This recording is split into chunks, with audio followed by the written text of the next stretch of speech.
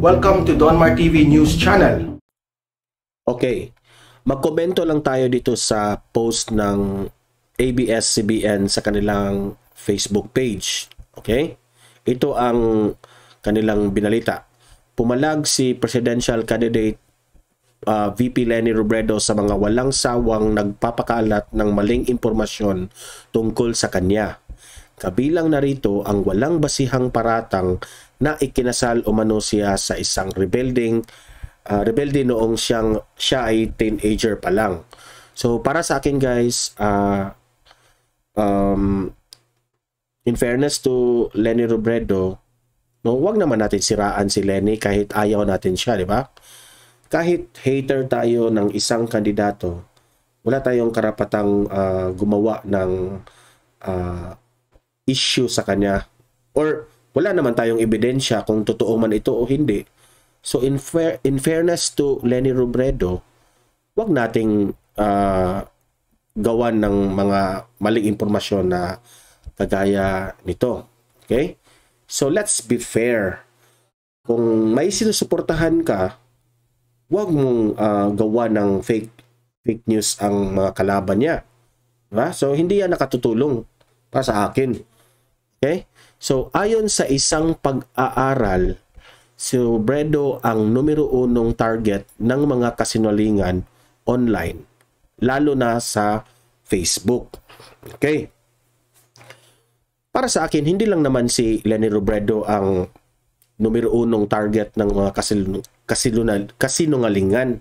No? Kaya if we try to think Bongbong Marcos, marami ring naninira kay Bongbong Marcos. Diba? Hindi lang si Leni Robredo. Okay? So, halos naman lahat ng mga kandidato ay merong haters, meron ding supporters sila. So hindi natin maiiwasan yung mga haters na yan, na kung hate ako ang isang tao, hindi ako gagawa ng mga fake news sa kanya, gagawa ako ng storya na walang basihan, wala tayong ebidensya, di ba? Pero meron kasing mga hater na ganyan eh. So, I would advise na hindi ito dapat gawin. No? Pero, hindi lang naman si Leni Robredo ang target nito. Kasi, yung supporters mo, Leni, ang target rin nila, sisiraan rin nila si Bongbong Marcos. Parang patas lang kayo, di ba? So, ganyan talaga yan. Pag pumasok ka ng politiko, no? Pag pumasok ka, you should be ready sa iyong sarili na meron talagang ganyan. Okay? Para sa akin, hindi ikaw ang numero 1 binabash sa social media, kundi si Bongbong Marcos. Pero halos magkapareha lang kayong dalawa. So wala kayong right na magsabi na binabash kayo, ganyan. Kasi pareho lang kayo lahat, di ba? So let's continue. I've been called many names: mandaraya sa eleksyon, lugaw, bobo, buntis, kabit, lutang, etc. Okay? So para sa akin, Nanay Leni, if tinatawag ka ng ganyan sa mga tao or mga haters mo, para sa akin, ikaw lang naman ang may kagagawan dyan. Bakit ka tinawag? Di ba? No? Kasi, para sa akin, ba't ka tinawag ng lugaw? Kasi, as far as I can remember, tinawag ka ng lugaw kasi noon, namimigay ka ng lugaw. Di ba? If you will try to connect sa past na ginagawa mo, ikaw rin ang may kagagawan bakit tinawag ka ng lugaw. Okay? Kasi Filipinos does not deserve na lugaw lang ang ibinigay, ang ibigay, di ba? Kasi Filipinos deserve more. Yan ang sabi nila. Pero opinion yan nila. Pero para sa akin, yung pagbibigay mo ng lugaw, malasakit yan para sa iyo, di ba? So, thank you pa rin. Pero sa iba, para sa kanila, bakit lugaw lang ang binigay mo? Parang naiinsulto ang mga Pilipino. So, yan ang explanation bakit tinatawag ka ng lugaw nila. Di ba? Okay, pangalawa, ito, bobo. Ba't ka tinawag na bobo? Okay? Para sa akin, lahat naman ng mga politiko ay pag may haters, itong word na bobo, ito na normal lang ito. Pero sa akin lang, tinatawag ka nilang BOBO kasi ito kasi yung nangyari. Marami ka kasing mga interview na sometimes hindi mo masagot. Alam kong naiintindihan namin na sometimes malilito tayo sa mga questions ng mga interviewer. Pero, ipagpaliban mo na lang yung mga ganitong sinasabing BOBO, no? Kagaya nung kino-question ka ng how many islands in the Philippines na sinagot mo ng 1,707. So, hindi yan acceptable sa mamamayang Pilipino kasi halos lahat ng tao o mga bata pa nga, elementary, ay alam nito. Pero talagang nagkamali ka dun. So, we can't help your haters na tatawagin ka talaga ng BOBO. Okay? At tinawag ka rin ng lutang. So, I think tinawag ka ng lutang kasi sometimes sa interview mo parang hindi ka direct to the point mag-answer ng mga questions, di ba? So, para bang may tanong ang isang reporter, paikot-ikot yung mga sagot mo hanggang sa nakalimutan mo na yung main question. Kaya parang nag-ikot-ikot na lang. So, kaya nasasabi ko yung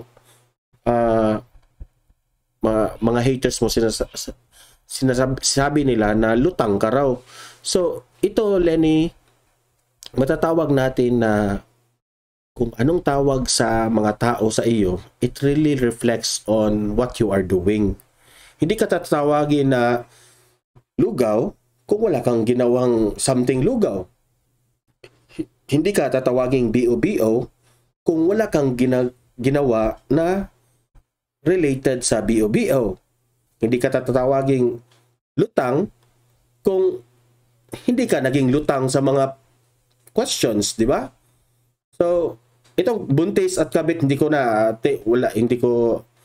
think fake news na ito. Hindi ako papansin sa mga ganyan, no? Ito lang, lugaw, bobo, lutang. Ito yung nalaman ko kung bakit tinawag ka ng mga haters mo.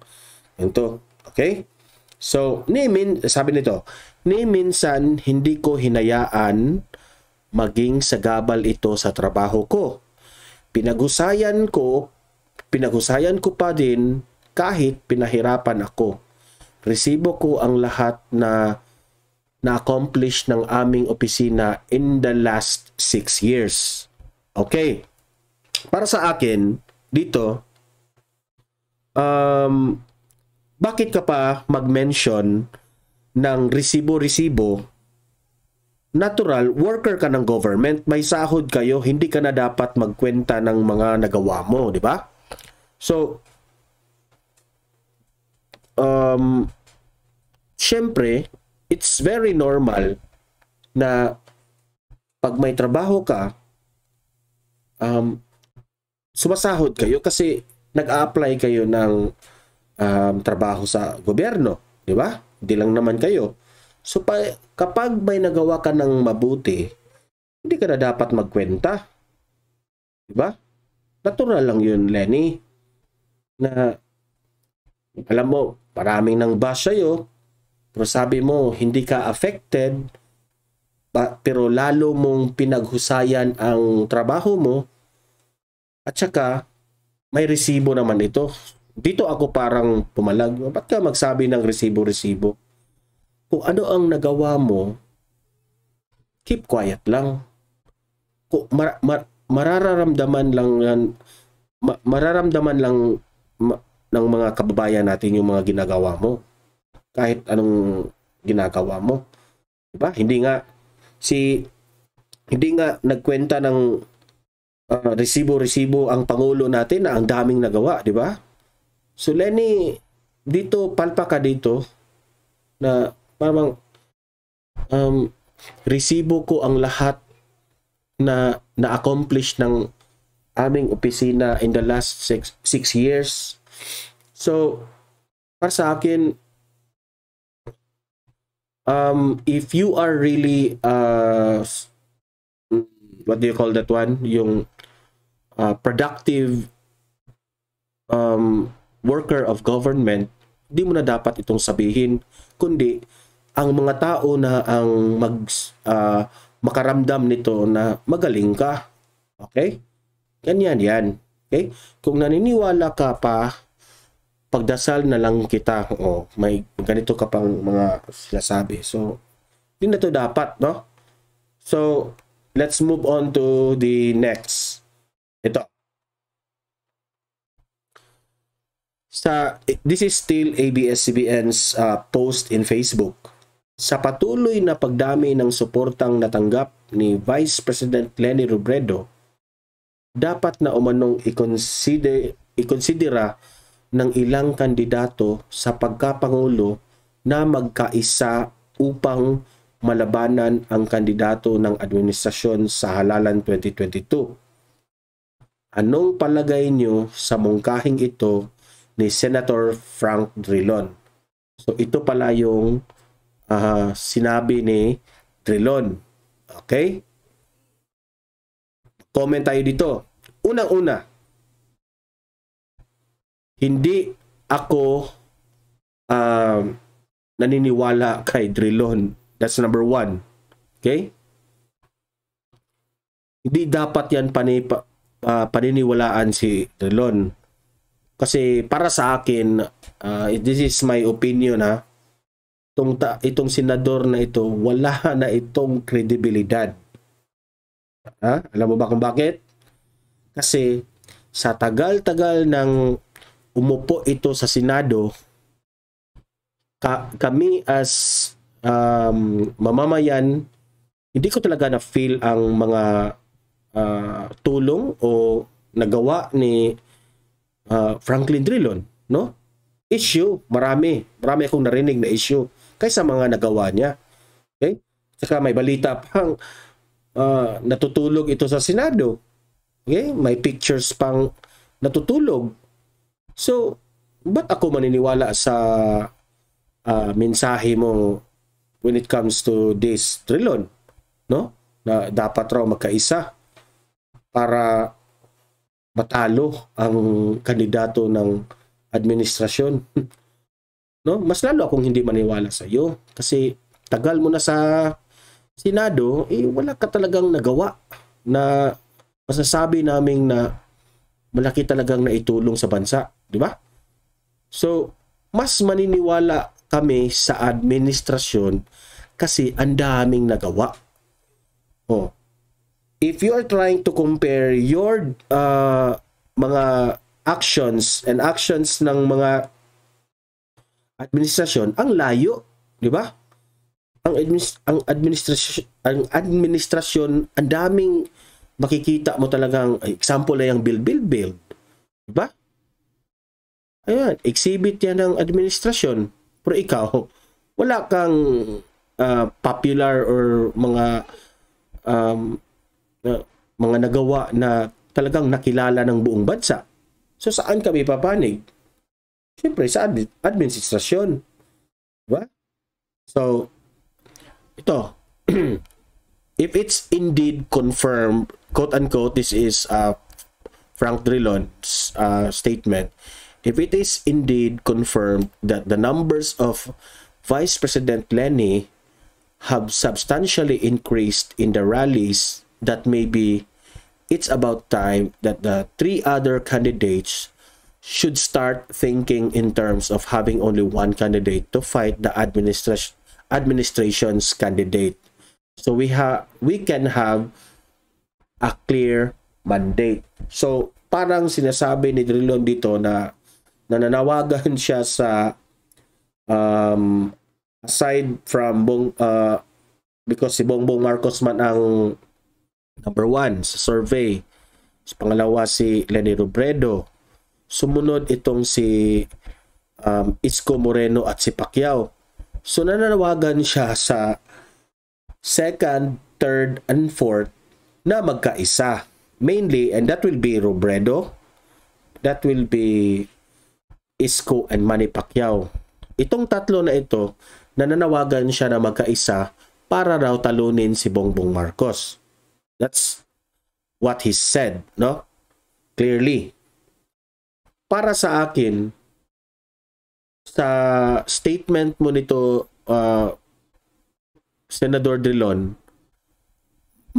makikita ko talaga na hungry ka ng power, no? Insulto ito sa tatlo. Okay? Kasi itong si Drilon is for Leni Robredo. So insulto ito kay Manny Pacquiao at Isko Moreno. Or sabihin na natin si Ping Lacson kasama nito. Okay? Kasi dapat raw magkaisa sila eh. Insulto ito sa kanila. Alam mo ba kung bakit? Yang mga kandidato na yan ay may prinsipyo rin. Okay? Bawat isa sa mga kandidato ay may prinsipyo. Talaga bang ang gusto mong isuggest sa kanila is lulunukin na lang natin yung kanilang prinsipyo para lang manalo ang isang kandidato? Drilon, senador ka pero what are you thinking? Di ba? Parang grabe, talagang dapat kang matanggal sa Senado? Wala talaga, yung logic mo talaga talbog talaga, wala. Okay? Si Manny Pacquiao, may prinsipyo yan kung bakit tumakbo. Ping Lacson, Isko Moreno, lahat yan. Alam nga naman, lulunukin nila yung pride at saka prinsipyo nila para manalo lang si Leni Robredo. Hindi yan tama. Okay? Just because you hate Bongbong Marcos or sa mga kandidato ng administrasyon, ito na lang yung strategy na gagawin mo kahit walang prinsipyo. Di ba? Lahat yan may prinsipyo. Hindi dapat yan na dapat gawin. Di ba? So para sa akin guys, it's a big no. Big no ang ganitong type of mga advices ni Franklin Drilon. Okay? So hanggang dito na lang guys. Mag-comment kayo sa sinabi ni Leni Robredo. Mag-comment rin kayo sa statement ni Franklin Drilon at babasahin natin yan. Okay? So hanggang dito na lang. Abangan nyo ang next news natin. Mag-komento tayo. Babasahin natin yan. So have a great day. God bless everyone. Okay? By the way, don't forget to subscribe to my channel, Donmar TV, and hit the notification bell so that you will be updated for our latest news. Okay. So, bye-bye everyone.